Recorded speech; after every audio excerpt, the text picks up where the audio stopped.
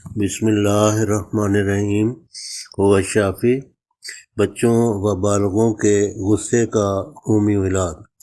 غصہ کی مختلف علامات و کیفیات۔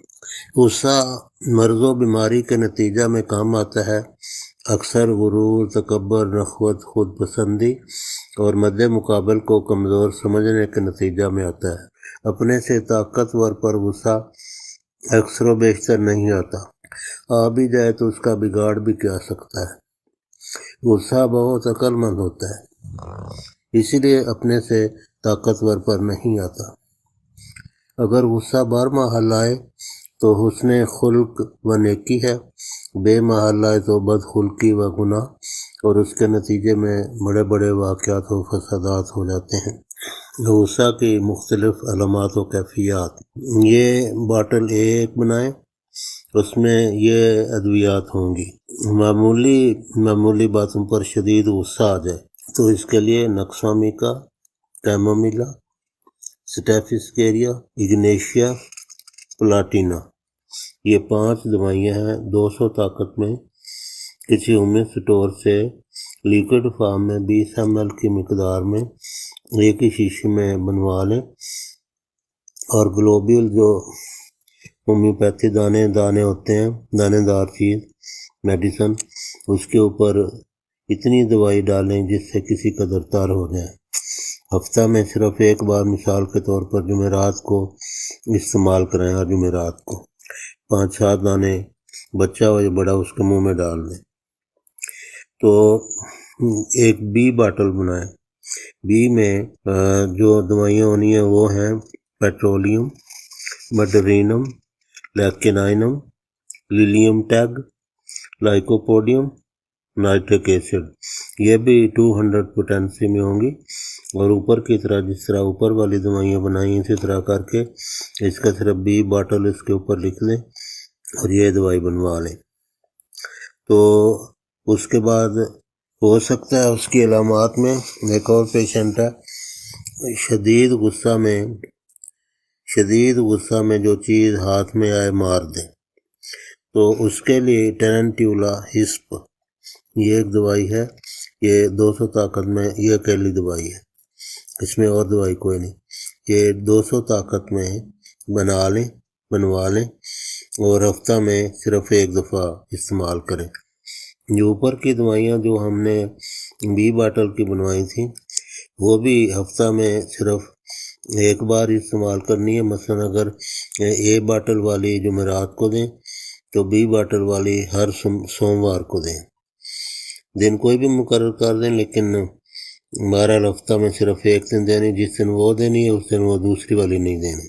یہ جو علامات ہیں ان کی، جس طرح کہ ہم نے کہا ہے، معمولی باتوں پر شدید غصہ آ جائے، اے باٹل اور بی باٹل، غصہ میں تشدد پر اتر جائے، یہ اے باٹل بی باٹل جو دوائیاں، لیکن یہ ضروری نہیں ہر قسم کے غصہ کے لیے جس کی جو بھی علامات ہوں یہ سب میں فائدہ مند ہے۔ بہت جامع دوائیاں، جامع علاج ہے۔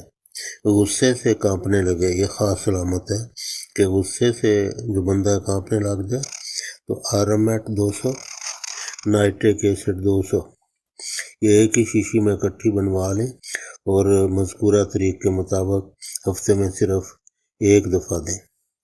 غصے میں پسینہ آ جائے، نکسامیکا 200، ہفتے میں ایک دفعہ۔ شام یا رات کو غصہ آئے، لائکوپوڈیم 200 طاقت میں۔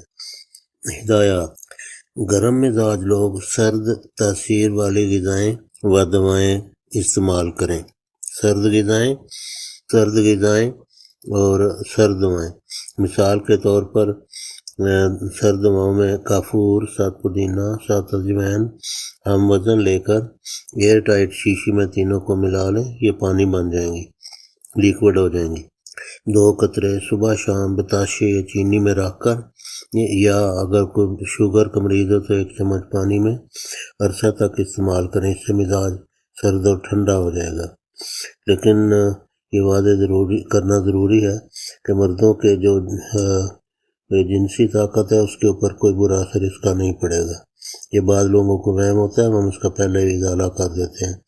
املی، آلو بخارا، دھنیا، ان چیزوں کا کوئی برا اثر گرم مزاج لوگوں پہ نہیں پڑتا۔ تو املی آلو بخارے کا پانی یا لیموں کی شکنجی یا دھنیا خشک 500 گرام، چینی 500 گرام، کالی مرچ 50 گرام، سفوف بنائیں، 1 چمچ صبح شام عرصہ تک استعمال کریں۔ گرم محرک اشیاء، کافی، چائے، انڈا، گوشت، شراب و کباب، مرچ، مسالے، ان سے جہاں تک ہو سکے پرہیز کریں۔ یہ بی پی کو بھی بڑھاتی ہیں، یہ ہارٹ اٹیک کا باعث بھی بن سکتی ہیں، لہذا ان سے پرہیز کیا جائے۔ غصے کی حالت میں لا حول و استغفار پڑھیں، خدا سے رجوع کریں، خدا کی طرف رجوع کریں، عاجزی اختیار کریں، کھڑے ہوں تو بیٹھ جائیں، بیٹھے ہوں تو لیٹ جائیں، ٹھنڈا پانی پئیں اور اس جگہ سے چلے جائیں۔ یہ بھی ایک عاجزی کی دلیل ہے کہ وہاں سے چلے جائیں، اس میں شرمندگی یا ندامت محسوس نہ کریں۔ تو جو موجودہ اور مروجہ ایلوپیتھک ادویات ہیں وہ ڈاکٹری مشورہ کے مطابق استعمال کریں۔ اینٹی ڈپریسنٹس ادویات جو ڈپریشن کے لیے استعمال ہوتی ہیں وہ سیلف میڈیکیشن یا خود معالجی نہ کریں، بلکہ ڈاکٹری مشورہ کے مطابق استعمال کریں، کیونکہ ان کے سائیڈ ایفیکٹس بہت زیادہ ہوتے ہیں۔ یوں تو بہت سی دوائیاں ہیں اینٹی ڈپریسنٹس، لیکن عموماً سیٹالوپرم، پروزیک، زولافٹ، یہ 3 دوائیوں کے ہم نام یہاں لکھ رہے ہیں، بتا رہے ہیں، لیکن بہت ساری دوائیاں ہیں، ان کے چونکہ ذیلی بد اثرات بہت سارے ہیں، اس لیے ان سے پرہیز کریں، اور اگر استعمال کرنی ہو تو ڈاکٹری مشورہ کے بغیر استعمال نہ کریں۔ ان کے ذیلی بد اثرات یہ ہیں: سر درد، متلی، منہ کی خشکی، پسینے کی زیادتی، سستی، وزن بڑھنا، گھبراہٹ، بے چینی، تھکاوٹ، نیند کے مسائل وغیرہ۔